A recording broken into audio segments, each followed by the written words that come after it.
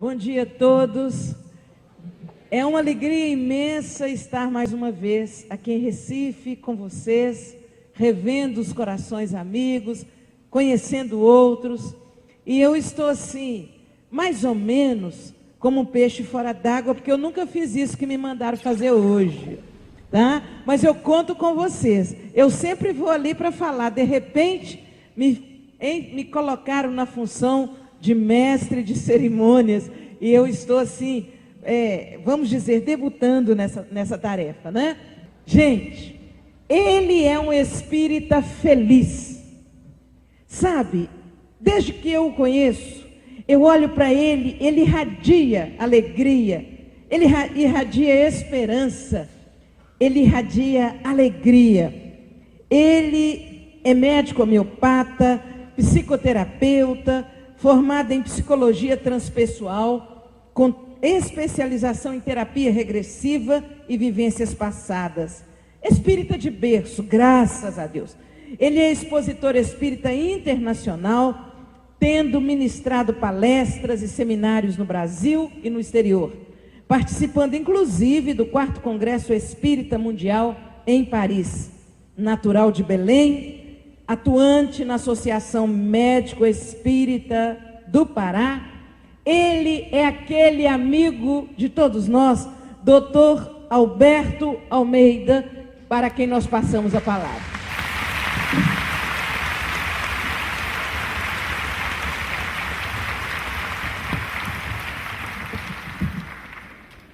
Queridos amigos, o clipe já nos remete à realidade do transcendente. Talvez pudéssemos configurar a fala de Allan Kardec monumental, quando, em boa medida, falando do Criador, haveria de dizer que Deus não se mostra, mas Ele se revela pelas suas obras. Efetivamente, Deus há de se revelar continuamente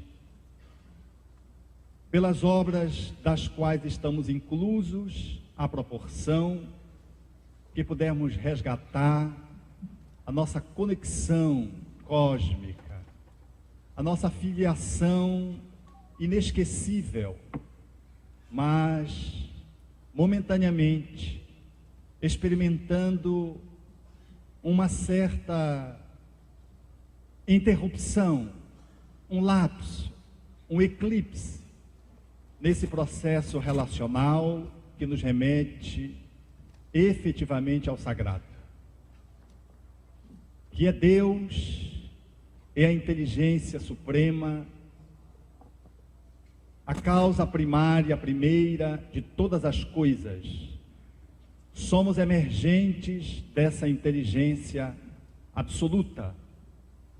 E bem os espíritos assim o afirmaram, querendo caracterizar que haveria outras inteligências. Por isso deram essa definição portentosa. Mais tarde haveriam de dizer que os espíritos eram as inteligências do universo, significando esse nosso relacionamento intrínseco com o Criador, justo num século em que a fé decaía, o assunto é trazido à baila dentro de uma perspectiva não mais teológica, mas consentânea, com o processo evolutivo cultural que a humanidade houvera feito. Era a apresentação de um Deus pela uma vertente do conhecimento intelectual já alcançado. A resposta dos espíritos é uma resposta eloquente para, igualmente, falar ao cérebro de uma humanidade inquietante que, em certa medida, ridicularizava da religiosidade da fé e que entronizava a razão, a ciência, e que propunha, portanto, aquele momento de que a religião era caduca, como se Deus, efetivamente, na linguagem do filósofo, tivesse morrido. Essa fala dos Espíritos, sem sombra de dúvida, nos assusta, porque é uma obra gigantesca, que completou 151 anos e que consegue guardar-se intocável, e que inicializa-se no mundo falando de Deus, mas falando de inteligência. Era um nexo que só aos poucos poderíamos entender, quando pudéssemos mergulhar na doutrina espírita para avaliar a sua extensão e os seus objetivos profundos. É nesse viés da história da humanidade que nós vamos perceber a nossa história, que deságua neste encontro feliz, para falarmos da saúde, da doença, dentro de uma perspectiva de espiritualidade, de educação, permeada por esse conhecimento espírita que a humanidade nos brindou como excelente expressão da misericórdia do Divino. Por isso, é importante que possamos nos localizar dentro desse momento histórico que experimentamos, para podermos fazer uma incursão capaz de dar conta de todas as nossas demandas internas e externas e, na medida do possível, reconectarmos-nos, plugarmos-nos novamente ao nosso Pai e Mãe, ao nosso Criador. Foi assim que a mestra Sophie haveria de estabelecer um ensinamento a mais e um dos últimos para os discípulos que estavam em torno dela. Como a idade já avançara, ela detinha agora a oportunidade de fazer o conhecimento mais profundo, mais enriquecedor, dentro dessa vertente do islamismo, que se apresenta com a pureza do mesmo jeito que os franciscanos outrora surgiram dentro do cristianismo. Ela abaixava-se para procurar algo. Os discípulos se aproximaram e perguntaram à mestra: o que tu procuras? Ela sorriu e disse: não é importante o que eu procuro. E voltou-se e continuou procurando. Os discípulos então insistiram: mas mestra, como é que não é importante o que você procura? O que você procura? Insistindo, ela então voltou-se e disse: como vocês insistem, porque não é importante o que eu procuro, mas como vocês insistem, eu estou procurando uma agulha. Os discípulos acharam que ela estava ficando meio tantã. Se era uma agulha, como é que não era importante dizer que era uma agulha? Ela se debruçou novamente sobre o solo, nas proximidades da entrada da casa, e os discípulos começaram a procurar. Como o entardecer avançasse, eles, preocupados porque a procura não conseguia responder positivamente, se aproximaram dela e disse: mestre, a frente da casa, a estrada, ela é ampla, estamos procurando aqui e acolá. A senhora sabe aonde a senhora perdeu a agulha? Ela sorriu mais uma vez e disse: não é importante aonde eu perdi. Ele disse: mas como, mestre? O discípulo indagador: como não é importante onde a senhora perdeu? Ela disse: não é importante. Mas se você disser aonde é que a senhora perdeu, é mais fácil de nós localizarmos. Aqui é muito grande, a agulha é muito pequena. Como você insiste, eu quero dizer que perdi a agulha dentro da casa. Os discípulos concluíram que ela poderia estar efetivamente ficando maluca, Alzheimer, mas não era. Eles entenderam que era uma metáfora e que ela estava estabelecendo um conhecimento simbólico para que eles pudessem acessar um outro nível de compreensão daquilo que era a realidade da vida.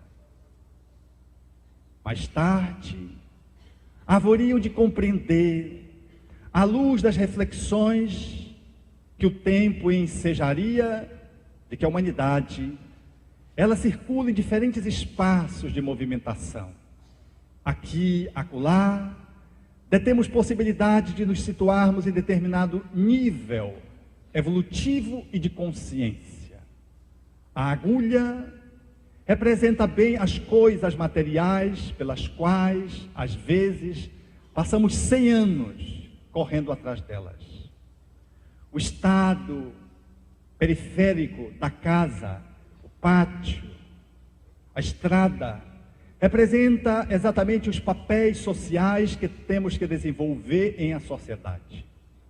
Nós circulamos na estrada da vida, nos apresentando vestidos de um traje social, que se caracteriza dentro do circuito social pelo valor que se empresta a este papel, a esta máscara que comparece com o nome de artesão, de engenheiro, de médico, de professor, doméstica. São as diversas possibilidades com que saímos ao mundo para experimentarmos a manifestação da nossa relação intrínseca com uma realidade externa. São os papéis sociais que nos colocam em contato no circuito externo, que fazem às vezes, portanto, do nexo social, que nos dão um sentido de sociedade. Mas esses papéis, eles representam, portanto, um determinado status, falam, portanto, do nosso maior ou menor prestígio. Papéis esses que às vezes são supervalorizados, às vezes entronizados. Ser um desembargador, ser um senador da República, por exemplo, ser um astro da mídia, do cinema, da arte, representa papéis sociais que a sociedade naturalmente se verga no processo de veneração. Um jogador de futebol que domine muito bem a bola, com seus dribles desconcertantes, e faça valer muitos gols, ou encante a plateia com seu gingado, ganha naturalmente uma projeção social e o correspondente economicamente. Papéis outros, mais universais, também comparecem, falando dessa realidade interna. O papel de ser mãe, por exemplo, é um dos papéis mais incríveis definidos pela sociedade, porque esse papel é muito exigente. Ele fala-nos, portanto, das entranhas da necessidade, da afetividade, fala-nos do útero. O papel de ser pai, o papel de ser filho, são papéis sociais que apresentam necessidades de atendimento de demanda em determinados níveis, com diferentes conteúdos de intensidades e de possibilidades. Uma mãe que gesta a criança no útero tem a demanda de transformar o seu útero num sacrário, num berço, mas tem um ensejo também de transformá-lo num campo de concentração, se não dá conta de exercer muito bem esse papel. Mas uma mãe que já avança na idade que os filhos se emancipam, sente a síndrome do ninho vazio e pode experimentar a agonia da solidão e vivenciar uma crise de conjugalidade, porque não sabe o que fazer com aquele espaço de tempo que se esvaziou no cuidado que ela tinha para com os filhos que viajaram para fazer pós-graduação, que se acasalaram, que saíram de algum modo do lar. E se ela não sabe gerenciar, tanto quanto o pai, da ausência, da intensidade desse papel, porque agora a sua demanda é menor, corre o risco de experimentar uma crise de natureza psicológica, às vezes mental ou conjugal, em função de não saber gerenciar a vida no desempenho desse papel de pai, mãe. São os papéis sociais que falam da nossa realidade. Mas esses papéis, eles representam exatamente aquilo que nós fazemos com eles, como são máscaras que comparecem ao palco da vida para que possamos fazer as nossas representações adequadas ou inadequadas. Elas estão centradas a partir do comando psicológico humano, chamado ego, que vai se estruturando desde a fecundação até 3, 4, avança até os 7 anos, quando se conclui o período mais importante da reencarnação. E nesta primeira infância, o nosso ego está mais ou menos bem ou mal estruturado. É esse ego que depois vai sofrendo os refinamentos, toques, cuidados, reestruturações ou mutilações, que vai presenciar a segunda infância, habitar a juventude, depois a idade adulta, e fazer com que desempenhemos esses papéis sociais melhormente ou precariamente. O ego representa o interior da casa. O ego é essa estrutura interna que faz parte da nossa realidade invisível, subjetiva, através do qual nós vamos perceber que nós estamos saudáveis ou enfermos, dependendo da forma como nós nos colocamos diante do mundo, revelando essa dinâmica interna através dos papéis sociais. A forma como a gente comparece traduz em boa medida o que vai na nossa estrutura egóica. E aí vamos dar-nos conta de que saúde, doença, tem muito a ver com essa interação. É uma vinculação muito estreita, porque podemos deter uma pessoa no desembargo, por exemplo, experimentando uma crise porque está para se aposentar, e ela é mais desembargador do que ela própria. Suponhamos que seja o seu João. Ele não é o seu João da Silva, ele é o desembargador. E à medida em que ele vai se aposentar, ele não consegue abrir mão desse papel. Não ser chamado de doutor, de excelência, de desembargador, para ele é uma mutilação. Ele sofre um processo de crise de identidade, porque ele perdeu de alguma forma a relação consigo própria, escasseou-se a relação egóica, mutilou-se essa relação dele para com ele mesmo, e ele era mais desembargador do que João, e agora ser um João da Silva, ele não dá conta, entra em crise depressiva, tenta retardar a sua saída do desembargo, porque não consegue se deslocar dessa posição social, experimentando uma enfermidade psicológica, que pode levá-lo à depressão, que pode levá-lo a um transtorno de natureza psicológica ou mental, que pode levá-lo a adoecer fisicamente. Do mesmo jeito, pelas avessas, que uma faxineira pode, desempenhando o seu papel social tão bem, ensejar, educando o seu filho, que o seu filho tenha a mesma competência em escolhendo sendo uma faxineira, ou sendo esse seu caminho de natureza profissional, que ele possa desenvolver com a mesma dignidade.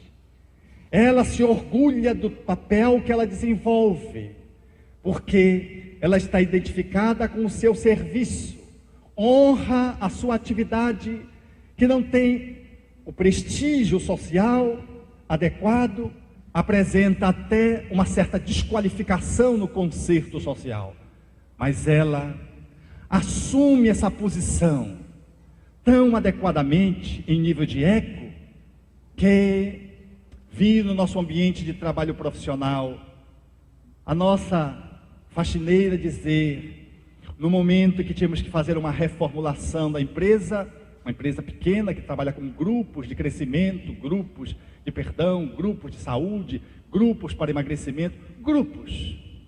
E ela então, chorando, dizia: o meu maior prazer era ver um dia a minha filha me substituir aqui no que eu faço na Essência. Essência é o nome do espaço. Ela tinha tanto orgulho do trabalho que ela fazia e gostava tanto da sua inserção naquele espaço, que se a filha pudesse ocupá-la, ela ficaria muito feliz, porque na verdade ela honrava aquilo que ela fazia e dignificava o trabalho de fazer as atribuições da faxina. Aquilo que nos torna sagrado diante da vida, ou nos adoece nessa convivência social, ele está inerentemente ligado à postura egóica. Por isso, quando focamos para avaliar a saúde, é necessário visualizar algumas posições. Quando detectamos o mergulho na doença, é necessário avaliarmos a resposta a algumas perguntas. E a primeira pergunta que se deve fazer é: o quê? o que nos remete às coisas objetivas, o que ele está inerentemente ligado às ciências físicas, a ciência que estuda a terra e que cuida da terra, a ecologia. O que? É uma pergunta que efetivamente nos aciona para a relação com o nosso corpo. Numa linguagem junguiana, trata das nossas sensações físicas, portanto. Quando nós olhamos a saúde e a doença, é indispensável que saibamos responder esta pergunta. O que é? O que é o nosso corpo? O que é essa estrutura física? O que é esse alimento que eu como? O que é? Nos remete, portanto, às coisas materiais. Nos fala da agulha na linguagem da sábia Sufi Rábia Aldovia. Mas há uma outra pergunta que invariável e necessária deve ser feita para que a nossa visibilidade se amplie no campo da percepção da saúde e da compreensão dela alterada, a doença, chamada doença. É quem e quais. Não basta saber o que, fixar-me no corpo. Eu preciso saber quem sou eu. Eu preciso saber quais são os meus sentimentos, as minhas emoções. É necessário ir além dos órgãos, dos aparelhos, das estruturas celulares. É necessário ir além do gene. É necessário, portanto, ir para a transcendência e para a subjetividade e podermos perceber quem sou eu. Quem é você? Quais os meus sentimentos? Quais as suas emoções? E quando eu trato desse processo, é invariável que eu preciso visibilizar a nossa interação social, a nossa relação social. Para avaliarmos a saúde, nós não podemos excluir os relacionamentos. Não podemos saber como é que a pessoa se relaciona. É indispensável, portanto, amplificar a nossa anamnese médica, para que ela não fique adestrita apenas ao o que. É necessário que ela vá ao quem, aos quais sentimentos, quais emoções vitalizam. Mais do que isso, é necessário que ela visibilize a sociedade onde eu estou inserido. Porque se na primeira instância eu trato do corpo, da terra, na segunda eu trato dos aspectos psicológicos, das emoções e da sociedade. Inserido na sociedade, eu tenho uma postura, porque a sociedade, em algum modo, interfere na minha saúde e eu interfiro na saúde social. Eu posso pugnar por uma sociedade mais justa na linguagem kardeciana, que terá mais saúde, ou eu posso contribuir para a injustiça e ser um agente de enfermidade social. A mesma sociedade pode me vitalizar, dando-me chances para que eu possa estudar, me alimentar, ter acesso às necessidades fundamentais e básicas e tenha mais saúde porque tenho o meu corpo bem atendido. E também, do ponto de vista social, relações mais harmônicas. Mas uma sociedade que seja vitimizada pela injustiça social, ela comparece à via pública denunciando as suas mazelas, as suas doenças. Temos nos logradouros mais importantes das megalópolis do país o índice de saúde ou doença pelos sequestros relâmpagos, pelos, entre aspas, ditos pivetes, que são as crianças, os adolescentes, aves em plumes que saem às ruas e ao invés de brincar, brincam de trabalhar roubando os outros porque foram mutilados psicologicamente, fisicamente, e vêm para o ambiente social solitários ou em grupos para fazer os pequenos roubos ou mais tarde os grandes sequestros. Uma saúde para ser percebida, a fim de que se logre avaliar o estado de enfermidade que advém quando ela não é observada, é indispensável que se responda a uma terceira pergunta. A pergunta é: por quê?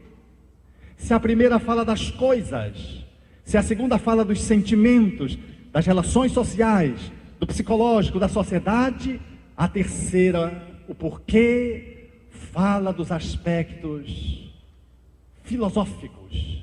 O porquê diz, portanto, da minha dimensão racional. O porquê fala da minha intelectualidade. O porquê fala do meu sentido de vida. Quem não tem um sentido de vida está enfermo, ou caminha para a enfermidade.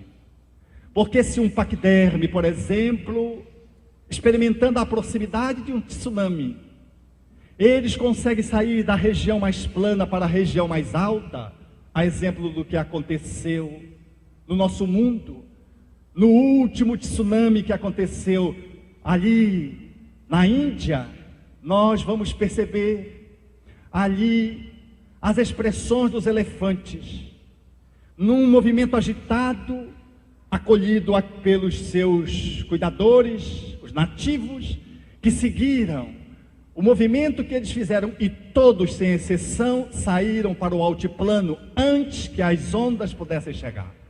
Porque as placas tectônicas, elas foram acionadas há mais de 6 horas depois que a água chegou à margem, engolindo as cidades e as pessoas. Os elefantes conseguiram captar, ficaram inquietos. Os nativos, compreendendo que há uma sabedoria dentro dos animais, os acompanharam e sobreviveram. Quando estava em Rondônia, ia para o aeroporto, um amigo me chamou para me conduzir, e quando eu estava nas proximidades do aeroporto, ele encostou o carro no meio-fio e disse: olha, Alberto, que coisa linda. Eram borboletas que passavam voando. E esse amigo disse: essas borboletas, elas estão indo todas no sentido norte. A essa época do ano, aqui em Porto Velho, elas fazem essa trajetória. Observa, quantas são? Eram centenas de milhares, em grupos, fazendo o seu bailado. E eu fiquei olhando se não tinha nenhuma borboleta voando perpendicular, se não tinha nenhuma zarolha tentando correr ao contrário, se não tinha uma que tivesse perdido o chip da direção e tivesse lá pedindo ajuda, voando para cima ou para baixo. Por incrível que pareça, todas seguiam na mesma direção. Eu fiquei tão intrigado que quando cheguei no aeroporto, lá estavam as borboletas indo para o sentido norte. E me quedei esperando o avião, observando as borboletas. Meus amigos, eu não encontrei uma perdida. Quando as borboletas, meus amigos, eu não encontrei uma perdida. Fiquei até assim um pouco desalmado, porque eu esperava ajudar alguma. Nenhuma precisou de ajuda. Todas tinham o endereço certo.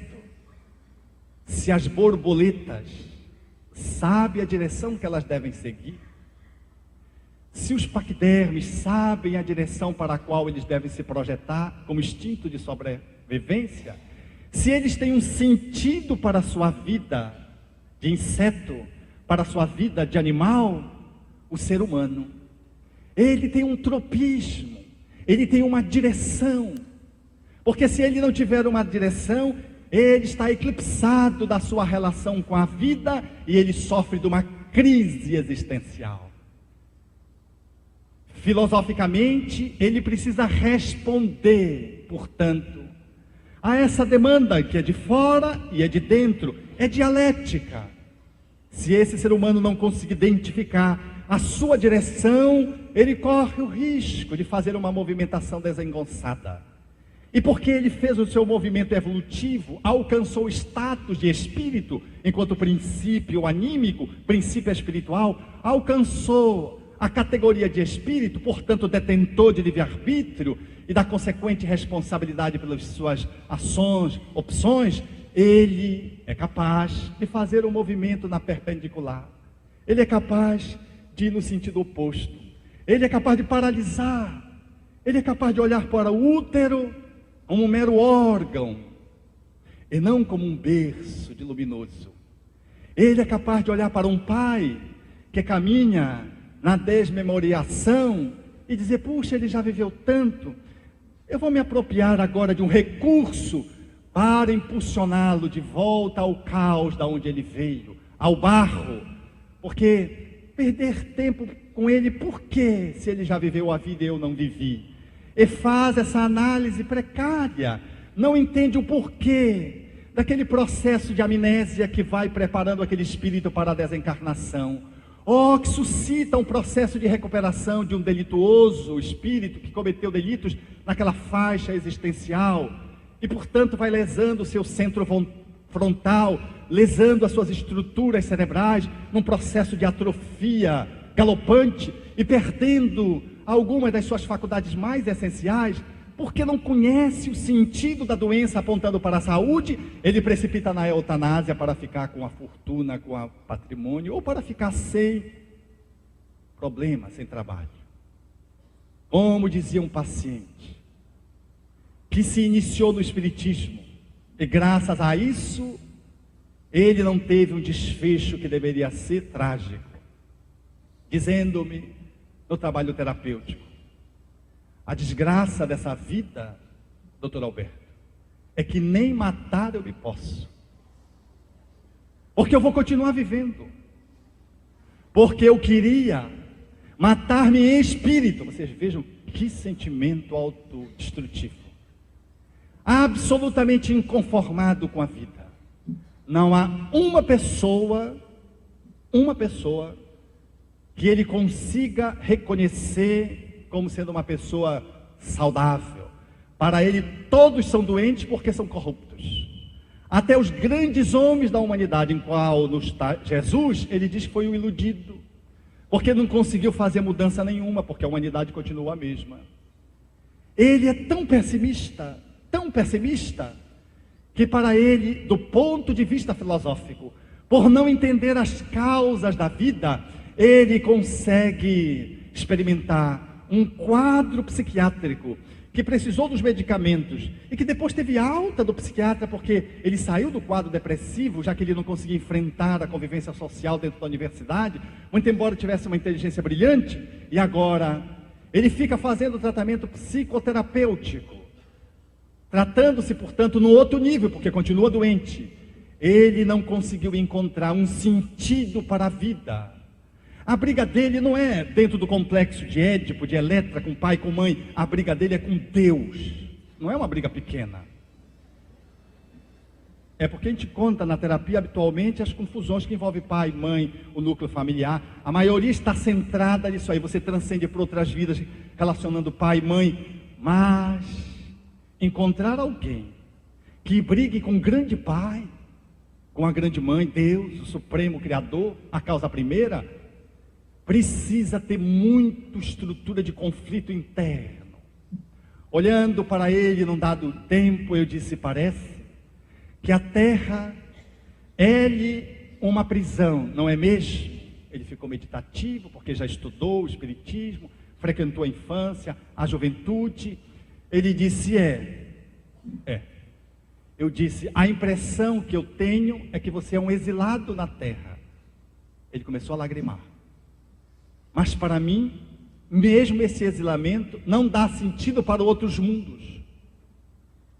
Ele vai além da terra e quer questionar os outros mundos, numa revolta surda, e procurando fazer uma intervenção para tentar mobilizar do congelamento psicológico e da sua estrutura filosófica de pensar. Eu disse-lhe, a impressão que eu tenho, que pode não ser a verdade, é que você tem muito orgulho dentro de você, e você não aceitou ser deslocado de casa e ter vindo para a terra. Ele ficou silencioso, não disse nada.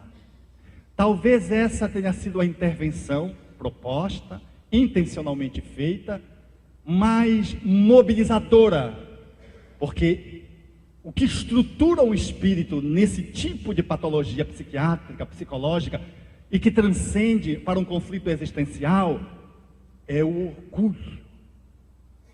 Você se acha demais para uma sociedade podre. É uma das motivações que os estudiosos do suicídio propuseram. Essa sociedade não me merece, então eu me mato. Mas ele, com conhecimento espírita, não consegue fazer isso porque ele sabe que o ser é imortal. A despeito disso, no entanto, não consegue colocar-se dentro da vida, porque o porquê ele ainda não conseguiu digerir. Colapsado que está numa humildade escassa, que não comparece, e cujo orgulho tiranizante é o grande agenciador da sua doença. Porque a gente pensa que as patologias mais graves, elas são geradas pelo micro-organismo chamado vírus, com o nome de fungo, de bactéria, aquela bactéria virulenta, forte, devastadora. Isso tudo é consequência. Isso tudo são os campos dos efeitos, é o que, não é o porquê. Uma bactéria, por si mesma, ela não tem a força de devastar um outro ser. Como diriam os homeopatas espanhóis, elas são apenas os barrendeiros, são apenas os lixeiros, estão coletando o lixo que a gente está produzindo.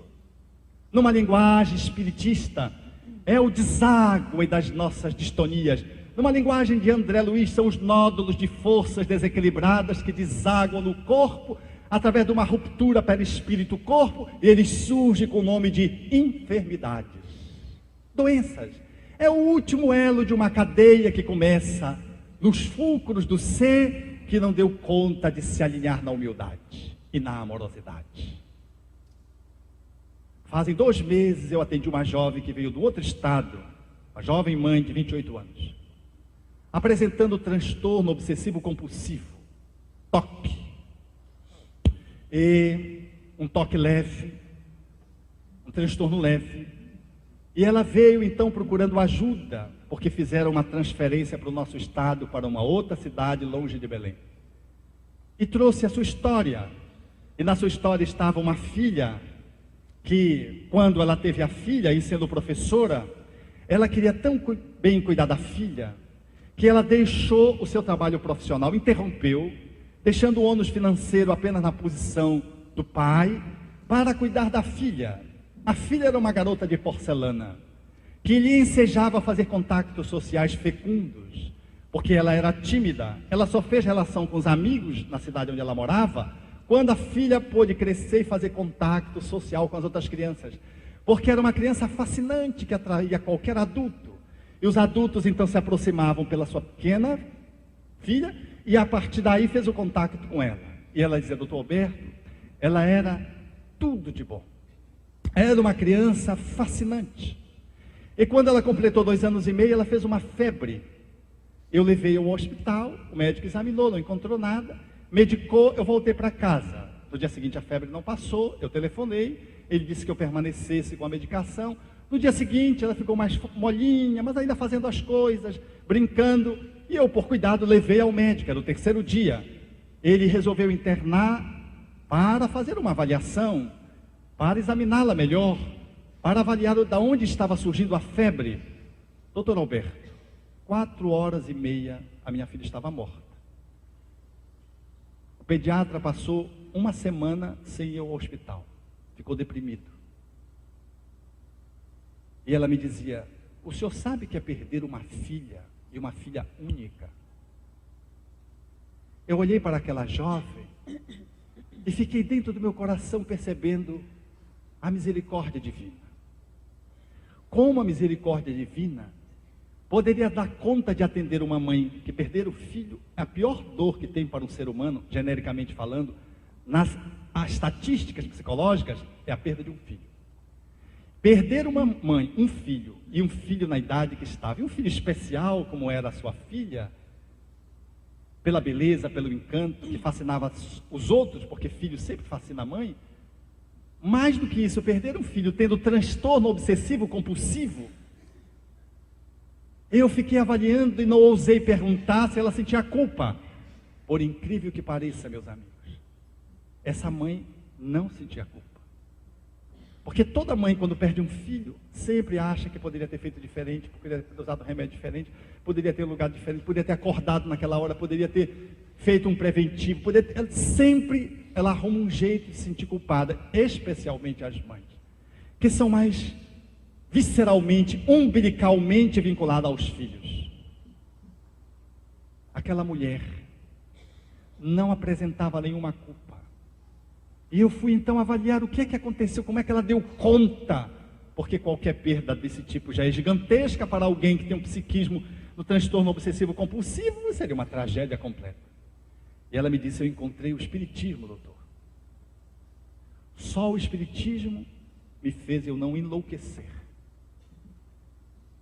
Porque eu percebi que dias antes dela ter a febre, eu tive um anúncio, um sinal de que alguma coisa ia acontecer com ela. Um mau presságio, que se apagou na minha memória e só voltou depois que ela faleceu. Típico da ajuda dos espíritos.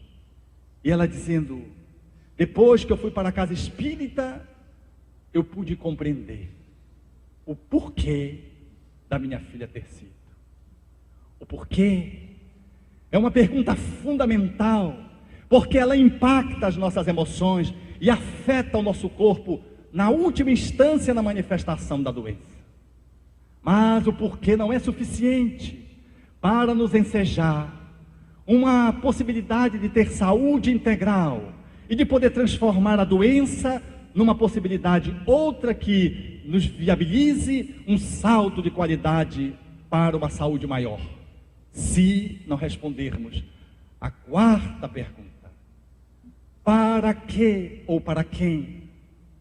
Para que e para quem forma esse quadrilátero que estamos aqui, à guisa didática, oferecendo para vocês, para nos possibilitar o entendimento de que nesse ângulo, nessa quadro aplicado da nossa existência, o para quem, o para quê, ele não fala das causas do porquê. O para quê nos fala do movimento prospectivo, do futuro, do para frente, do sentido da minha existência aplicado a uma realidade ali posta, existencialmente falando. O para quê é quando eu sei para onde eu vou colocar o meu amor. Quando eu perco um filho, eu entendo o porquê eu perdi. E aquele amor que se agiganta, que se eu não tratar ele me faz ficar deprimido, ou faz eu ficar num luto interminável por 30 anos, numa mãe que não se levanta depois da perda de um filho. Este para quê, quando atendido, impede que essa mãe faça esse movimento de adoecimento, porque ela pega a sua amorosidade e aloca nos outros filhos, ou aloca nos filhos de ninguém que ela adota. Ela mobiliza esse potencial de energia amoroso, entendendo que porque ela não pode mais vitalizar naquele que se foi corporalmente, ela, em nome daquele que se foi, porque continua vivo, ela consegue jogar essa afetividade para outras crianças, as crianças de ninguém. O para quê fala-nos, portanto, da moral. Dessa moral que o Espiritismo postulou com Allan Kardec na questão 685, que é a moral numa perspectiva educativa, de uma educação que não é a da cortesia social, não é essa moral social, não é a moral dos livros, é a moral que fala das entranhas, a moral que esculpe hábitos, é essa educação moral que fala de novos caracteres, de novas posturas diante da vida, e essa moral que nos fala de uma ação no mundo, dando sentido para o nosso sentido existencial. Essa moral, portanto, fala-nos da religiosidade. Essa moral fala da nossa transcendência. Essa moral fala da ação efetiva do amor calcado na relação com o outro. Aí temos posto esse quadrilátero que pode nos facilitar o entendimento da saúde e da doença. O quê? Fala do nosso corpo. É a ciência biológica, química, física, fala da nossa estrutura corpórea mais objetiva. O quem, o para quais, fala das nossas estruturas psicológicas, fala das nossas emoções, fala da nossa relação com a sociedade, enquanto que o outro fala da nossa relação com a Mãe Terra. O porquê fala do sentido da nossa existência, filosofia, e o para quê fala da nossa religiosidade e da nossa moral. Só conseguiremos ter saúde quando nós articulamos essas dimensões. Nós não teremos saúde fixada apenas num corpo, no aspecto biológico, mas também temos que cuidar do corpo com a higiene, com a alimentação. Mas se não tivermos um aspecto de de compreensão filosófica, nós haveremos de não compreender, por exemplo, uma doença congênita, num filho ou nós mesmos. Nós haveremos talvez de não compreender o porquê eu fiquei órfão quando era criança, e não entender o para quem, não entender os para quais, e não entender, portanto, essa minha proposição de vida, a que veio a minha vida. Se eu não conseguir articular essas 4 possibilidades, eu não consigo ter saúde. Mas eu posso ter até um câncer, revelando das minhas entranhas um escoamento de uma patologia ancestral, cultivada numa outra vida, ou uma doença insidiosa, igualmente destrutiva, mas não tão veloz quanto um câncer, e que vai minando as minhas resistências, através de uma lesão autoimune, e aos poucos, ao longo das décadas, vai depreciando a minha saúde biológica. Sabendo o porquê e o para quê, eu sou capaz de acolher no corpo uma doença. Eu sou capaz de saber que aquela dor vem me impulsionar um novo dom. Eu sou capaz de avaliar de que eu sou o engendrador, o gerador daqueles conteúdos conflitivos, que não é o acaso biológico, que não foi a bactéria, que não foi os meus pais pela via da genética. Cada um segundo as suas obras, já diria o mestre inovidável Jesus. Eu sou capaz de entender a perda de um filho aqui, no relacionamento do para quem, ou do quem, dos quais. Por que eu perdi esse filho? A resposta me é dada, e eu sou capaz de abrir mão de um filho que se emancipa pelo portal da morte. Numa bactéria que foi apenas um detalhe para uma tragédia num coração feminil materno, se ela não detém a condição de compreender o porquê e o para quê. Sou capaz de entender que os meus filhos se emancipam e de que não os crio para mim. Eu sou apenas um administrador que Deus me confia espíritos para que eu cuide deles na conta de co-criador, encaminhando-os para a vida. Abro mão numa atitude de desapego, e ao invés de sofrer o que a posse, o apego pode me permitir, num papel de mãe, segurando os filhos, eu experimento a saúde, soltando para que eles possam voar alto e repicar o bem que aprenderam comigo, construindo novos lares. É possível, portanto, experimentar, olhar a doença pelo foco da saúde, olhar a doença como uma expressão de saúde que pode estar se recolocando dentro da economia do meu espírito, na economia cósmica, quando eu vou me realinhando com a grande lei, depois de tê-la usurpado alguns princípios e alguns estatutos.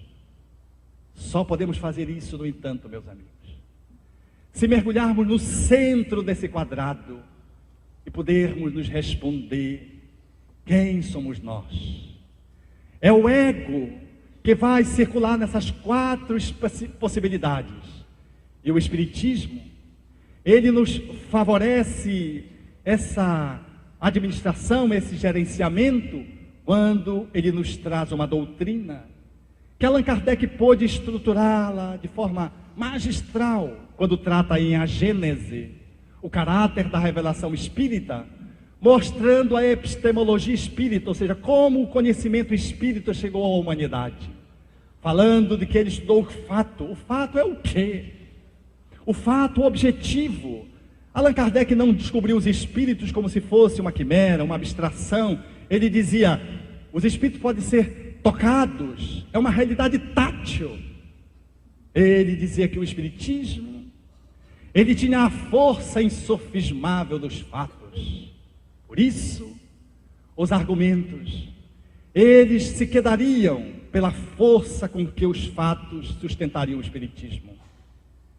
Esse é o critério, diria ele na introdução de O Livro dos Espíritos.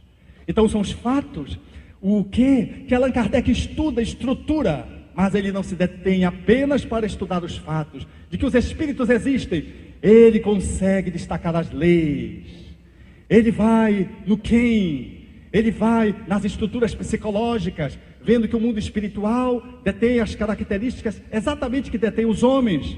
Mas ele não se detém nas leis, ele vai às consequências desta lei, dando-lhe, portanto, uma compreensão filosófica do porquê. Dessas consequências da lei, que nos fazem sejar, portanto, um pensar sobre a vida, de onde eu vim, para onde eu vou, o que eu faço aqui, porque eu sofro, porque eu amo, porque eu estou ao lado de você, ou porque você se distancia de mim. Quando eu compreendo essas leis filosoficamente, o codificador, não satisfeito de ser um pesquisador, de dar uma contribuição de uma filosofia que não precisava comparecer às universidades, porque era uma filosofia assistemática, racional, que vinha não para alguns cultos, vinha para atender o homem de um modo geral. Estava livre do espírito de sistema. Ele não se detém aí, ele culmina na excelência da revivescência do Evangelho, quando ele mostra a aplicabilidade dessas consequências, do conteúdo da compreensão dessas leis, e enquanto aplicabilidade útil, ele coloca a moral espírita, que fala, portanto, do nosso processo educativo e fala do nosso objetivo transcendente. O codificador, ele conseguiu ser a um tempo só, enquanto codificador, o estruturador de uma ciência filosófica de consequências religiosas. Ele conseguiu a um tempo só dar conta do objetivo, do subjetivo, do porquê e do para onde, para quê, para quem. Ele conseguiu articular isso de tal modo que o homem não se sentisse mais órfão na terra. E ele o fez com tanta competência, não para tripudiar das ciências, não para concorrer com as filosofias, e não para continuar a ridicularização contemporânea das religiões. Ele vem calcando o espiritismo nos princípios da religiosidade de todos os tempos, a imortalidade da alma, a crença em Deus e a vida futura, e ele estrutura um conteúdo de doutrina capaz de dialogar com a ciência, capaz de dialogar com a filosofia, capaz de dialogar com a religiosidade, num vínculo artístico sem igual. A arte que esse conhecimento foi nos legado por Allan Kardec, nos dá a possibilidade, então, de entender a saúde, indo avaliar o que está por trás dela. Porque dificilmente, meus amigos, nós nos perguntamos o que é que está por trás da doença. Ficamos fixados no que? Queremos um antibiótico? Eu duvido nas bolsas que estão aqui se não há comprimidos. Eu desafio. Haverá concorrência se são 10, 12 tipos de comprimidos diversos. Nós temos uma cultura centrada no quê? No comprimido. A mãe diz para o esposo: meu bem, acho que o nosso filho está usando droga. Mas por que, meu bem? Porque os comprimidos da minha farmaciazinha estão desaparecendo. Nós temos uma vida de droga-adição. Nós não paramos para pensar. Se você sente uma dor de cabeça, ela está vindo, você já está jogando comprimido. E a despeito de ser médico, vivendo numa família com 4 membros coabitando, eu fiz uma alergia axilar. Meus amigos, eu fui ameaçado de ser atacado à noite para passar uma pomada. Meu enteado falou com a minha esposa e disse assim: mamãe, não é possível que a senhora deixe isso continuar assim. Como se a axila fosse dele, não fosse a minha. A gente não pode ver o outro espirrar. Se eu tenho uma coristina aqui, a pessoa tossiu, até um antitussígeno, que a gente nunca devia tomar um antitussígeno em umas situações excepcionais, porque a tosse, o espirro, são expressões da natureza, que tem que ser, tanto quanto possível, resguardados. Se entra um bichinho no teu nariz, tu não espirrar, pode ter problema. Se uma criança põe um grão no nariz brincando, se ela não espirrar, ela pode ir para o pulmão, ela pode aspirar. Tudo é a natureza. O vômito é uma expressão da natureza. Você comeu um pato no tucupi estragado, que é uma excepcionalidade, e porque comeu fora de Belém, vai ter um mal-estar. Se tiver vontade de vomitar, vomite, não tome o remédio para vômito, o antiemético, porque é a natureza que está dizendo. E se houver alguma sinalização depois de comer o pato nos Países Baixos, atenda essa necessidade. Vá ao banheiro tantas quantas vezes, porque provavelmente o seu organismo é tão sábio e as toxinas foram tão grandes, o alimento não estava bem posto, não foi feito em Belém, e você precisa botar para fora. 10 diarreias, 3, 5, serão bem-vindas. Você vai dar permissão para que aquilo aconteça, naturalmente contornando, porque se for uma criança, 10 diarreias numa criança, ou num velhinho, faz toda a diferença, por conta do processo da desidratação, que nas extremidades são ameaçadores. Você vai fazendo um melhor acompanhamento da hidratação. Se não tem vômito, toma água. Água mineral. Não tem que tomar melhor acompanhamento da hidratação. Se não tem vômito, toma água. Água mineral. Não tem que tomar Coca-Cola. Faz uso de um repositor que coloque os eletrólitos, e que estão no mercado, que eu não vou citar o nome para dizer que eu estou divulgando ganhando 10%, mas você pode usar sem problema, para hidratar, tomar água de coco. Se tiver um vômito, às vezes é necessário, quando criança, ou quando idoso, fazer uma hidratação endovenosa, perfeito. Nada contra o que a medicina, que são os braços de Deus, pode nos atender, mas tudo contra a nossa rebeldia em acolher o nosso corpo. Dizia para os meus entes queridos: gente, eu sou homeopata. Se eu meto a pomada aqui, eu estou bloqueando uma manifestação vital. Eu preciso entender o que está por trás e tomar o medicamento adequado para ficar bom. E aí eles começavam a dizer um para o outro: não, tio, vamos deixar o senhor dormir e vamos passar pomada.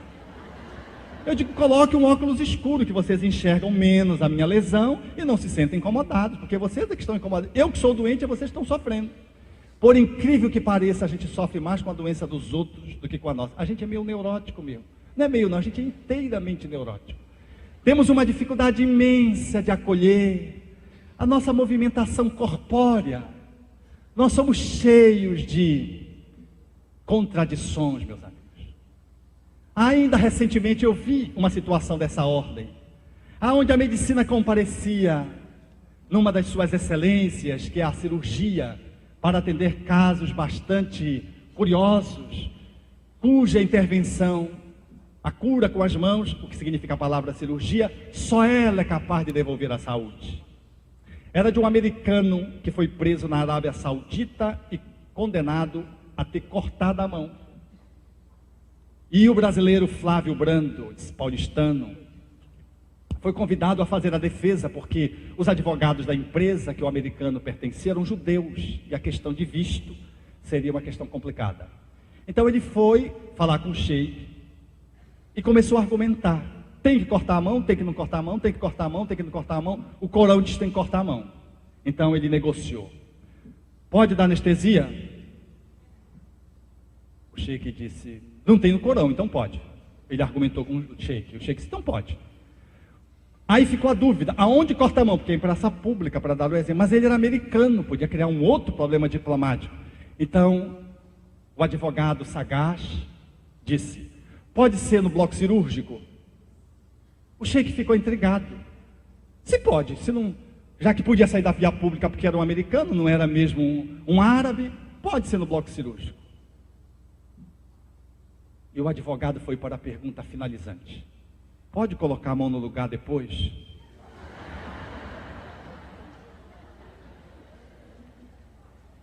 Houve um sinal de irritação e a autoridade disse: depois que foi cortada, você pode fazer o que você quiser. O advogado então foi com o seu cliente e deu aquela história da boa e da má notícia. A má notícia é que tinha que cortar a mão. A boa notícia é que podia colocar de volta. Contratou o principal cirurgião de mão de Los Angeles. Ele veio. Vejam que coisa interessante, como a gente é. Aplicar a anestesia, cortar a mão do homem e depois pegar a mão do homem. E deu certo. A mão do homem. Quantas contradições nós temos nesse viés das nossas intervenções para atender às nossas necessidades, às nossas demandas humanas e espirituais que borbulham, que se manifestam às vezes como sinal de saúde através de uma doença. Uma limitação pode ser, muitas vezes, um sinal que você deve respeitar. Como um amigo foi fazer exame médico para tirar carteira. Aliás, primeiro ele foi tirar carteira e foi reprovado no exame oftalmológico. Então ele foi fazer o exame médico, tirou o óculos, foi reprovado de novo. E aí, como ele tinha sido reprovado pela segunda vez, já com o exame médico, o que ele fez? Marcou uma consulta com o médico que examinou. Foi no consultório do médico, o médico fez o exame, passou uma consulta, ele fez a lente, ele botou as lentes, foi para o exame com o mesmo médico. Quando chegou lá, o médico reprovou de novo. Ele disse, mas como o senhor pode me reprovar? Se foi o senhor. Aí mostrou aquele volume de gente, o médico não se dá conta, até porque o médico não olha muito para a cara das pessoas. Ele olha para a doença. Ele não olha para a pessoa. Ele não olha para a saúde. Ele se fixa na doença. Então, o médico, então, diante daquela contradição, deu a carteira para ele. Autorizou, habilitou do ponto de vista oftalmológico. Esse amigo curioso foi e conversou com os espíritos da nossa reunião, numa oportunidade que houve. Puxa, mas os obsessores não me deixam, eu trabalho tanto no bem. Ele disse, mas por quê? Porque você viu o que aconteceu do ponto de vista oftalmológico? Eu fui lá, fui reprovado, depois fui examinado, fui reprovado, depois examinei com o próprio médico, fui reprovado de novo. Pela terceira vez, os obsessores têm um poder. Disse, meus amigos, meu irmão, não foi os obsessores, éramos nós, que queríamos que você não dirigisse mais. Olha a sua idade, você não tem uma vista, olhe a sua limitação motora, você não está mais em condições. Então, nós interferíamos para que o exame não correspondesse na hora à necessidade e, portanto, à habilitação. Veja um olhar de saúde, de doença, na transposição de uma alteração orgânica, que nos possibilita e nos enseja. Qual dos dois está valendo?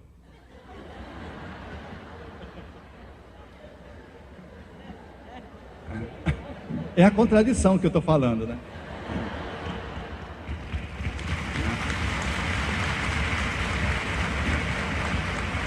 Então, aplaudam rápido que o tempo está encerrando. É a contradição. Então, a mestra Aldovia tinha razão. A agulha, ela é importante, mas a importância dela é relativa. Aonde se perde a agulha é importante, mas é relativo. O mais importante não é o objeto procurado e onde nós perdemos. O mais importante é o procurador. Dentro da casa, ela tinha perdido, dizia ela, para que o procurador pudesse se achar. É necessário que a gente vá dos papéis, mergulhe no ego, e no ego, que é o interior da casa, a gente faça contato com o procurador, que assim deve se achar. Porque se o procurador estiver perdido, ele não vai encontrar-se, e não vai encontrar nada ecologicamente. Porque se o procurador tiver falecido no seu movimento de autoencontro, a agulha será para espetar os outros. Os papéis será para roubar o povo. O corpo será para ser ultrajado, ser prostituído. Se o procurador não se acha, ele não consegue dar conta dos seus papéis sociais, não consegue dar conta do seu corpo, e ele não consegue estruturar o seu ego. Nesse ponto, o Espiritismo nos brindou fabulosamente, mostrando que o fulcro da nossa saúde está na essencialidade daquilo que somos, no procurador, que reencarna várias vezes, que está além do ego, que é o espírito imortal, feito clarão, centelha, como propõe os espíritos Allan Kardec na questão 88, feito Deus, como falava Jesus, fazendo menção aos cânticos de Davi, feito, portanto, ao ser intrinsecamente bom, justo, amoroso, que todos somos, porque trazemos essa constituição do DNA divino e somos filhos de Deus e não podemos ser uma excrescência. A saúde, portanto, ela só logrará ser conseguida quando o procurador, em se achando, ele resgata a humildade, a amorosidade, sente-se filho do Pai e consegue dar conta de responder a todas as demandas das perguntas, porque ele se achou, consegue lidar com as diversas agulhas, com seu corpo, com os diversos papéis, porque simplesmente agora andando na vida, ele faz até da doença um motivo de saúde, até da excrescência uma forma de dar um salto de qualidade, da mutilação uma bênção. Ele faz da maldição de uma doença degenerativa uma bendição para que ele reencontre a sua própria paz interna. O procurador, quando se acha, ele consegue, portanto, identificar o divino. E nessa inteligência, que não é só a intelectual, mas é fundamentalmente amorosa, nós então conseguimos entender o Deus como suprema inteligência e a causa de tudo. E de que até a doença que nós construímos por um livre-arbítrio inadequado, fugindo do nosso norte como as borboletas, do altiplano como os paquidermes, até as nossas doenças, elas podem ser transmutadas em conhecimento e aprendizado. E aí, quando conseguimos nos achar, nós haveremos de entender de que a saúde, ela é um repositório do divino, da natureza, cósmico, e que deve comparecer revelando-se como uma obra do divino em nós, porque Deus não se mostra, mas Ele se revela pelas suas obras. E isso só acontece quando o procurador, em se achando, ele já não tem mais necessidade de fazer as perguntas que o poeta fazia na indagação acerca das contradições do universo. Quem foi que fez o sol tão vivificador e sua luz tão brilhante e cheia de fulgor, os trilhões de estrelas que cintilam nos céus, e as nuvens vaporosas como densos véus, a mecânica celeste, o arcano profundo da eterna ciência que equilibra os mundos, os micro-organismos em desenvolvimento e os orbes gigantescos em deperecimento, o átomo e a nebulosa, a ameba e o serafim, e as origens das coisas que nunca terão fim, a virtude impoluta que não se modifica e a possante energia que a tudo vivifica. Quem foi que fez a luz, o vento, o ar, o trovão, o inverno, a claridade da primavera e o verão, o perfume das flores, o som, o ar, o infravermelho, o ultravioleta, e fez o rouxinol desabrochar junto com a borboleta? Quem foi que fez as feras bravas, a asa de um inseto, a beleza de um ninho, deu a agilidade incrível, pulga saltitante, e fez o passo lerdo, dardo do elefante, e o colibri conime a sutileza, sugando o mel das flores com tal delicadeza, o tatu escavando a cova em que se abriga, e a faina inesgotável da minúscula formiga, o inquieto macaco e o fogoso corcel, e a abelha trabalhando na construção do mel. Quem foi que fez o tubarão, a ostra, a baleia, e fez a engenhosa aranha tecendo a sua teia, e o instinto de conservação, bússola infalível de orientação, guiando com acerto os irracionais, sem nunca transgredirem as regras naturais.